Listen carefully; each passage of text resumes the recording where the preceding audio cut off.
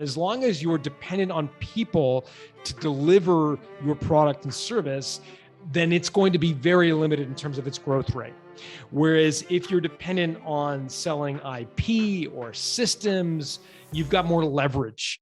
Built to sell. It is the most clear book title on planet Earth. So John, thank you so much for taking the time. Thanks, Bill. It's good to be with you. So John, you and I had a call before this, and we were talking about how building your business so that it is, quote, built to sell, right, involves a lot more than just selling your business and cashing out. We talked about how it increases freedom, predictability, cash flow. So talk to us first about what are some of the common myths about building a business that is built to sell? Yeah, the biggest one is that you want to sell it. And I think that's the biggest mistake. Most people I speak to when I do an audience session, I'll say, what proportion of you, raise your hand if you want to sell your law firm in the next 12 months. More people would like to know that they could sell their law firm or build a more valuable company, that they don't necessarily want to sell it imminently. And that's really the biggest misconception, to go back to your question, Bill, is that to do these things, you've got to want to sell. No, you don't necessarily have to want to sell. You have to want to build a law firm that can thrive without you. That's really a built to sell business, a company that you could sell if and when you're ready. When you lose the passion, the excitement for doing what you're doing, then you could sell it. If you go through a divorce and you need to, clear up, liquefy some assets, you can sell it. Those are all possible if you've got a built to sell business. Whereas if you are building a business that's deeply dependent on you, there's really nothing to sell. You've got a job, not a company. And that's one of the traps I think a lot of professional services firms fall into. Yeah, I love that. So I think what would be best to go into next is those 8 factors of a profitable, scalable business. Recurring revenue is really important. And here I draw the distinction for you, Bill, on reoccurring revenue versus recurring revenue. If you've got a client that continues to bring cases to you for different reasons, maybe you do HR law and they've got lots of employee disputes, that's reoccurring revenue. It means it comes back sporadically. Whereas recurring revenue is on a regular cadence. It means that you've got customers who pay you once a month for the same thing every single month. And acquirers place a higher value on recurring revenue than they do on reoccurring revenue. So the more you can get customers to give you retainer billing, contract billing, those are going to be important. Growth potential is another big driver of the value of your company. Here, law firms, professional services firms of all stripes struggle because when we think about growing to an 8-figure law firm, we think about, well, we've got to hire more associates. We've got to bring on more cases. And for every case we bring on, we've got to hire more people. And it's like the Christmas tree, structure of people. And as long as you're dependent on people to deliver your product and service, then it's going to be very limited in terms of its growth rate.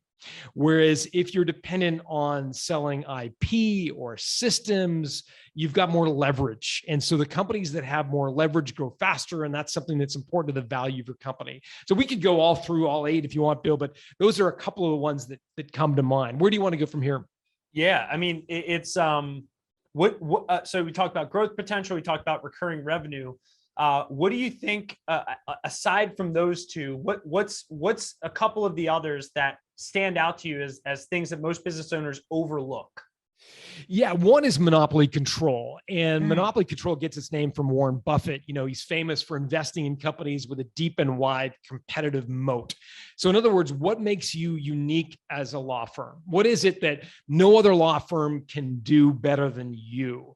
And here's where I diverge or would encourage you to think differently than maybe you've heard from other folks. I know you're a big personal development consumer, Bill, and I'm sure you've heard this concept that it's like 8 times cheaper to go cross-sell an existing customer a new product or service. Yet, every time you cross-sell an undifferentiated product or service, you're diluting what makes you unique in the marketplace.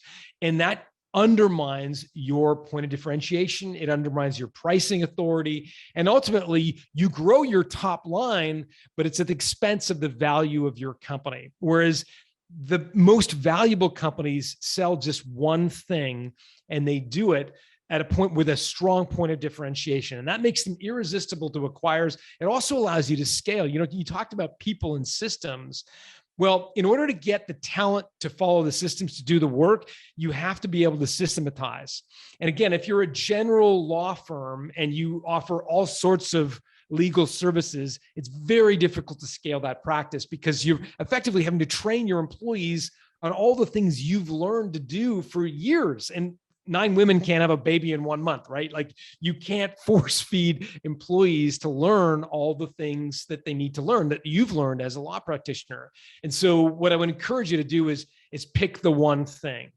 And I think here, Bill, it might be good if I gave you an example of a lawyer who did this, because some of these concepts are ethereal. They're kind of conceptual, but not really difficult to consume. Do you want me to give you an example that maybe? Yeah, I hope it's the divorce lawyer that we talked about. Example. Yeah. That's who I was. Dan Taylor, the late Dan Taylor, a wonderful guy. And I'll just tell you his story because I think he experienced a lot of what you as a law firm owner might be experiencing. He was the guy, right? He was a divorce attorney. He had a great reputation in his local market, Charlotte, North Carolina. And people loved Dan, and they'd heard through the grapevine that if you had to go through a divorce, there's no one better than having Dan Taylor at your side. Why? Well, in part, it was because he mediated divorces. He didn't litigate them, he mediated them. In other words, he wasn't the shark that was going to get every last penny out of the cheating spouse. He was like, look, it takes 2 to tango. If you're going to go through a divorce, it's probably there's equal blame to be shared on both sides. You all went into this with the best intentions, but it happens. You've gone to the point where you need to get a divorce.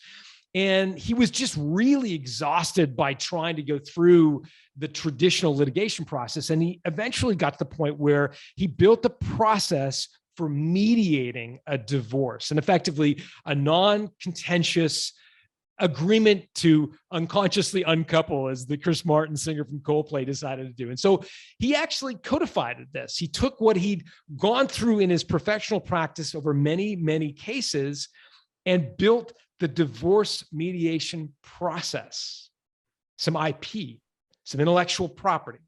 There was a binder at the time. It's now software and digital, but he built the divorce mediation process, and then he scaled it by not doing the work himself, not taking clients through his divorce mediation process. He did that in the beginning in the whatever it takes approach, but then he started to train other divorce attorneys how to take customers through this process, and there he got leverage.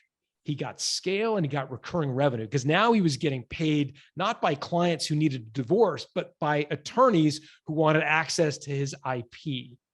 So that's an example. Dan Taylor has unfortunately passed away much too early. A wonderful guy. I consider him a mentor and a late friend, but he took what the concepts I'm referring to now, productizing your business, creating recurring revenue, making sure it can grow fast.